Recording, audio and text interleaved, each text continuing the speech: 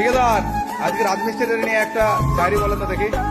আমরা রাজমিস্ত্রিরা বর্তমানে যা ইনকাম করি তাতে চাইলে হাজারটা স্বপ্ন পূরণ করতে পারি, কিন্তু আমাদের কাছে আমাদের নিজের স্বপ্ন চাইতে পরিবারের দায়িত্বটা অনেক বড়, তাই নিজের স্বপ্নগুলো ভুলে থাকি।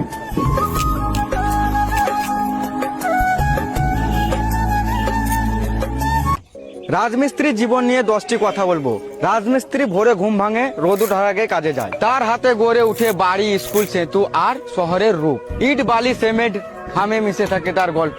কঠোর পরিশ্রম তার জীবনের নিত্য সাথী। রোদ গরম বৃষ্টিতে কাজ করে তার চলে দিন। নিজের ঘর হয়তো ছোট, কিন্তু সে গড়ে তোলে অন্যের ঘর রাজমহলের মতো।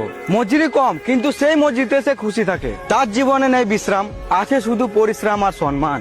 হাতে থাকে কাঁচা চামড়া, মুখে থাকে হাসি, তারই নাম রাজমিস্ত্রি। রাজমিস্ত্রি সত্যি একটা শহর গড়ার নায়ক।